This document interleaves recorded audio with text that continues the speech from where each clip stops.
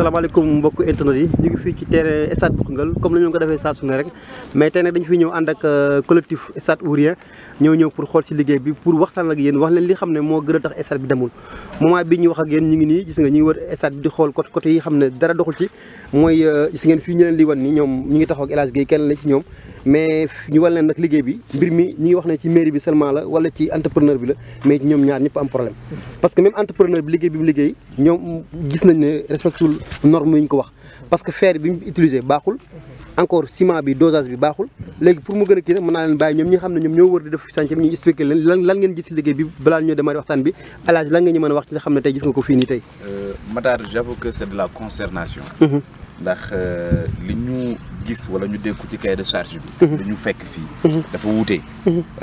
bu njëkk rek mooy qualité brique yi. ciment bi saful gis nga boo laalee mooy dañ. lii yëpp day dañ donc le travail n'est pas bien fait. nga ñëw encore ci composition bi. lii dara baaxul dara baaxul. nga ñëw encore ci poteau bi. xoolal poteau bi fer de 12 lañ wax. mais xoolal da ko mélanger 2 fer de 12 ak 2 fer de 6. tu vois lii baaxul. lii quel que soit luñ ko mënta fay. jàpp naa ne lii ce n'est pas de la qualité. te ADM je pense bu ñu demee ba jël xaalis askan bi. di ko def ci liggéey bi ñu mel. dañoo bëgg am benn liggéey de qualité. donc entrepreneur bi il a failli ici. te la municipalité aussi qui devrait avoir une mission de surveillance et de supervision. n'a pas pu tout simplement assurer ses obligations. donc lu ñu métti la. lu métti la ci loolu la ñuy jaaree sax pour dugg ñëw ci collectif bi mooy collectif stade ourien est-ce que mën nga ñu ñëwaat tuuti ci collectif bi le pourquoi ngeen créé collectif bi stade ourien c'est vrai que nit ñi mën nañu ko dégg mais am na yeneen combat yoo xam ne war na mën a bokk ci lii bañ mën a football ndax da ngeen bëgg ren nawetaan du am Koungheul wala da am ay conditions yi ngeen teg pour mën nawetaan mën a am Koungheul. justement Matar. bi ñuy arrêté nawetaan yi stade di dem ginnaaw cinéma. ñetti at la ci ginnaaw te bi ñu koy arrêté. dañoo waxoon que ne dañuy réfectionner seen stade ginnaaw sax bi ko jeunesse bi demandé. dañuy réfectionner seen stade pour une durée de 8 mois. ñu toog 8 mois. dara yeggut. ñu toog 18 mois ñu ne affaire yi mënul yegg parce que y a eu des problèmes. depuis 3 ans.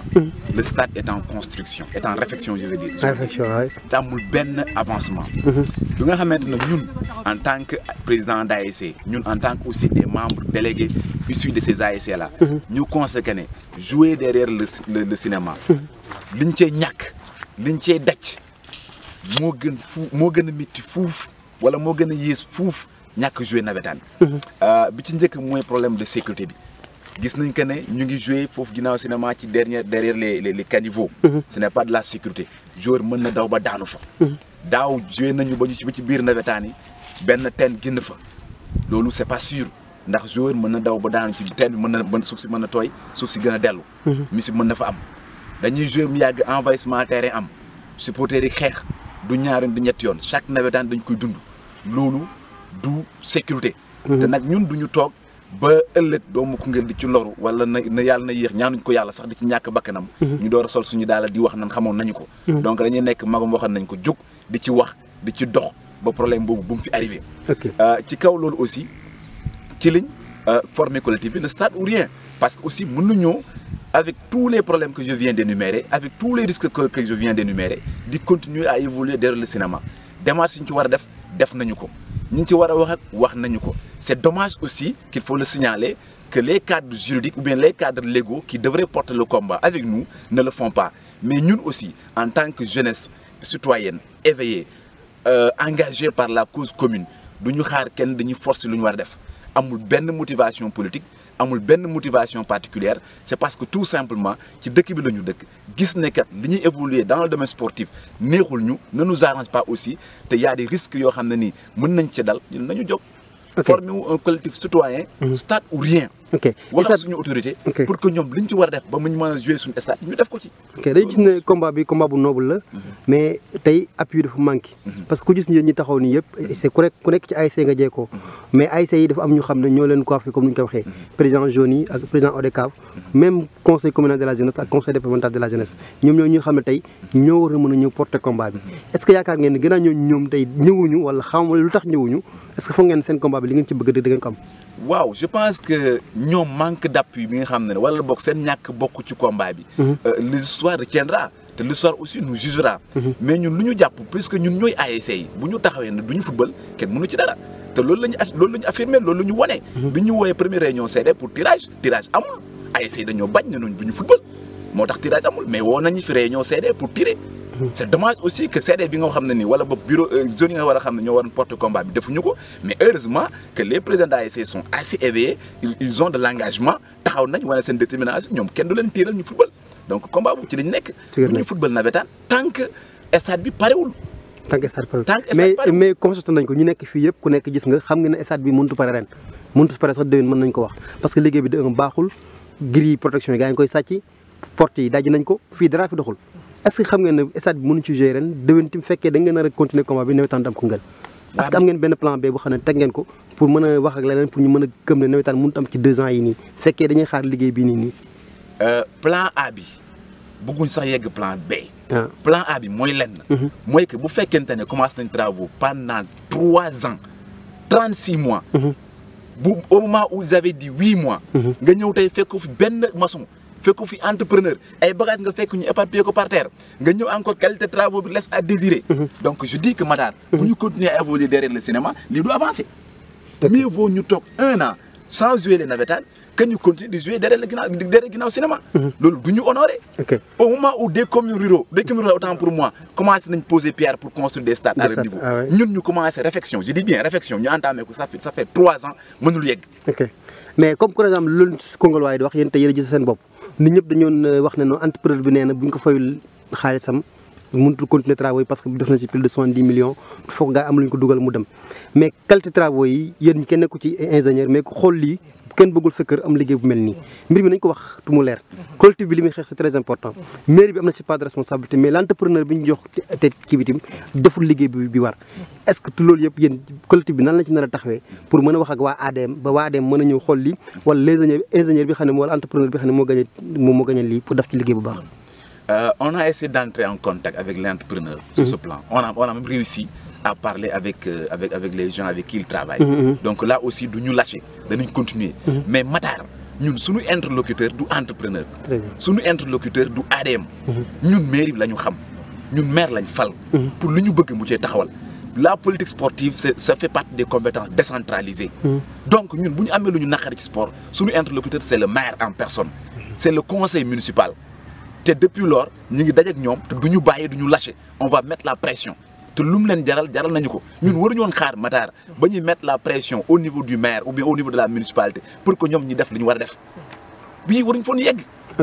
dans un pays bu doon lu normal la waruñu yegg si fii yegg si fii Matar. ce n'est pas notre devoir ce n'est pas notre rôle. c'est vrai am na ñu fal pour ñu defal ñu lii. ñu ko deful nag maintenant ñun on va s'ériger en sentinelle. on va s'ériger en bouclier pour combattre ce que nous revient de droit. léegi ñoom ñi ngeen fal bu ñu insister que ne nawetaan dina am ci terrain bi yéen tànk. waaw mais ils vont jouer avec qui? C'est les ASC qui jouent. ASC ñuy jouer. mais ASC bu ñu décider à l'unanimité que ñoom elles ne jouent pas parce que bëgguñu risque jël seeni joueurs di ko yóbbu ci terrain bi loolu dinañ ci daj bëgguñ encore di dépenser des centaines de mille pour réussir seen navétane bu ñu dikkee benn zone wala une groupuscule de personnes faut le dire di profiter des envahissements yoo xam ne c'est minime pour sanctionner les ASC yooyu jël seen responsabilité que ñoom du ñu football. lu ci ni mënati. ñoom ñu ngi créé ASC en pleine navétane. ñoom ñu ngi ci beneen combat pour jéem a convaincre les ASC ñu football bu ñu demee ba convaincre ASC ñu jouer ci terrain bi collectif bi nan lay taxawee. là faut le dire. gis nga collectif bi même bu fekkee navétane am na. ñun stade la ñu bëgg. clé en main. te li ma jàpp aussi mooy j'espère très bien que nos ASC nos dirigeants d'ASC sont assez matures pour ne pas continuer à souffrir dana jël seen responsabilité en main te loolu la ñu wane pour le moment. loolu la ñu wane. est-ce que yaakaar leen jot des sanctions ci président ASC yi kon ci président jeunes yi bu ñu convoquer les ASC yi ñëwuñ est-ce que des sanctions mënu ci tomber wala. si on nous sanctionne pour une cause noble mais on va s'en réjouir. léegi est-ce que mën nañu xam ñaata ASC moo nekk seen gannaaw nekk ci collectif bi.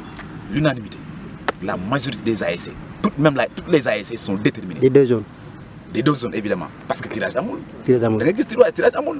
y a pas de tirage. L'année dernière à pareil moment les navétanes avaient débuté. jusqu'à présent y a pas de tirage. demain am na benn marche bu ñu organisé fii ci Koungheul muy les jeunes mën nañu ko organiser avec les commerçants ou bien même mën nañu wax sax les deux département Koupantoum ak bu Koungheul collectif bi nan la ci nar a taxawee ci marche boobu noonu pour wan a gën a mën a wane boppam ou bien yéen loolu bokk leen ci marche boobu. ñu ngi ci saf-sap. ñu ngi ci saf-sap parce que c'est des jeunes comme nous ñooy bokk combat bi ñooy bokk réunion yi. ñu ngi ci saf-sap parce que c'est des problèmes que nous vivons. coupure bi moom dañ koy dund. mais yàlla dafa def nag peut-être ñun tey ci domaine sportif la ñu nekk moo ñu gën a intéressé ci lañ évoluer mais li ñuy kaas avec les marches avec la marche ñun ñëpp ci nekk te ñoo bokk suñu réunion ñoo bokk di waxtaan ñu ngi déggante tous les jours te je pense que aussi demain da ngeen gis lépp ci marche bi. ok kon donc je crois que El Hadj Gueye lañ nekk loolu nekk collectif bi ak ñi fi ànd ak ñëpp je crois que mbir maa ngi noonu wala leen li xew ci stade bi gis ngeen li ngeen mën a jot a wan bu ñu continuer ci biir stade bi lépp li ci nekk mën nañu ko wan ànd ak ñoom collectif bi man je crois que nit ñi war nañu bàyyi seen xel bàyyi ñii xel parce que ñii tey bëriwuñu mais stade bi lu 22 personnes moo fi dugg du ñii ñëw fi dugg la plupart ay anciens joueurs lañ wala ay dirigeants ASC lañ di sacrifier seen bopp di bàyyi seen cours yi fi ñu nekkoon ñëw toog war a noppal seen famille mais ñëwaat di xeexal commune Koungheul wala département bi sax mën naa ko wax parce que phase départementale fii lañ koy joué kon des fois war nañu bàyyi suñu intérêt personnel xool intérêt général pour jàpp ci comme ñii man commentaire lay def comme ni ma leen ko waxee ay fee lay joxe te fee yi ñu joxe c'est réel ku gis ñii xam ne war nañu mën toog feneen mais dañu bàyyi lépp pour xeexal stade bi ëllëg bu stade bi pare du ñoom ñoo ci joué du ñoom ñoo ci gagné dara di jëbu seen kër yi parce que bokkoon ci benn structure ASC seulement lañ yor code part la ñu jot code part bi liñ ci jot du bëri kon donc nag président jaune yi président ASC yéen président ASC yi xam ne ñooguñ ou bien même président commission conseil communal de la jeunesse ou départemental même nañ wàcc ànd ak ñii ci combat bi xool nan lañ mën da bari le problème bi diggante ADM ak mairie de Koungheul pour problème mën nekk duñ ci yem nag dañ ànd ak ñoom wër lépp lu xam ne lu doxul la ci stade bi ñu filmé ko wala leen ko ngeen gis ko xam ne ñii seen combat bi combat bu noble la yàgg nañ ko wax ñun mais mosuñu gis ñu taxawee nii taxaw parce que la plupart les jeunes de Koungheul dañuy làqatu ci des politiciens su ma ci duggee la nag leneen mais ñii dañoo yemee wane ne Koungheul moo leen ñor moo tax ñu taxaw di xeex kon combat bi combat ñëpp la na si ñëpp jàpp pour mbir mi jëm ci kanam parce que stade Koungheul ou rien mooy lu xam ne ñëpp ci war a mën a jàpp kon mbokk yi li li ñëwoon pour wan leen ko xanaa dañuy ànd ak yéen rek dugg wala leen grille de protection yi nga xam ne baaxul dugg ci porte yi xam ne daj nañ ko porte mag bi yóbbu nañ ko te ñooñu ko yóbbu ay doomu Koungheul lañ encore tim nañ delloo suñu xel stade bi li fi manqué la plupart kenn jéekul Kaffrine ñëw sàcc ko kenn jéekul benn dëkk ñëw jël ko mais ay doomu Koungheul ñëw jël matériel yi yóbbu ko seen kër yi lépp li fi amoon lu baax jël nañ ko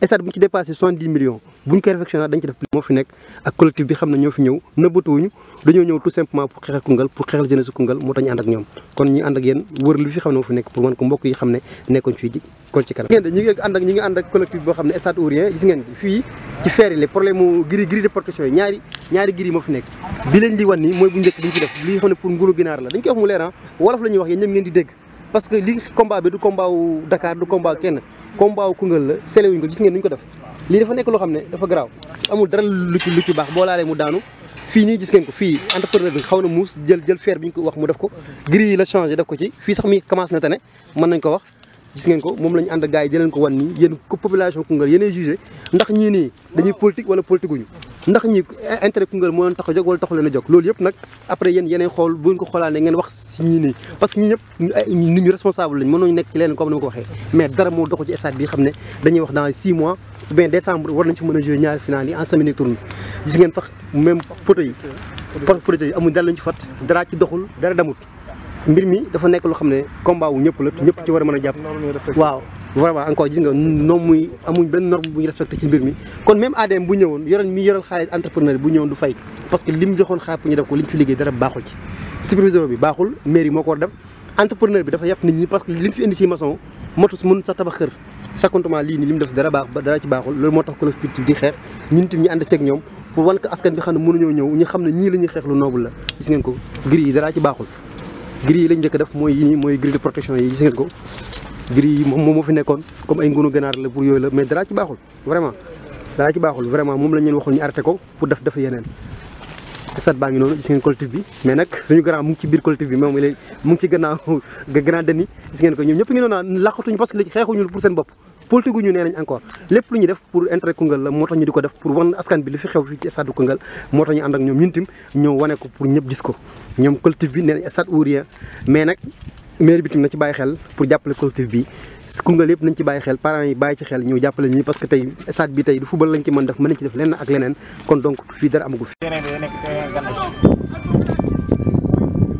gis ngeen ko ñu ngi ci digg terrain bi mais xam nga lañ ci gën a jaaxal mooy ay kekk lañ ci terrain bi lii timbu lii ay ba pare est-ce que terrain bi dañ ci mën football lii nan lañ ko war a doxalee mais nag balaa ñu wax ci lii sax dañuy wax ci lee ba pare doog a ñëw ci fii mais lii dafa bokk ci liggéey bi moo tamit ñu mën a leen ko ñu gis ko war nañ la nag ne dara dox ci stade Koungheul même stade bi su pare woon lii dañ ci def leneen pour mën ci football mais nii ak kekk bi nii xale bu ñu ci dugal football terrain bee ñu jéego moo ko gën loolu moom fekkee sécurité la ñu wut fii amul sécurité pour football fii loolu moom di bokk na ci combat bi xam ne waa stade Ourien yi ñu ngi koy kaas fii ci Koungheul te ñu leen toppal ànd ak ñoom rek dugg ci tout li xam ne war nañu ko war ñu wan leen ko fii nii si nga lii gars yi tey nii lii mooy grille bi nga xam ne moo ci njëkkoon nekk moom li mu waroon nekk grille de protection nee nañ xam nga grille de protection lañ ko tuddee xam nga après moom lañ changé nii indi bii nii bu beneen bi quoi mais tamit lii moom gannaaw changé nañ ko sax par nañ ci loolu mais tamit li des moo gën a ëpp lii nii vraiment gis ngeen ko grille bi mu ngi noonu gars yi tey noonu ñu wal leen ko ngeen gis ko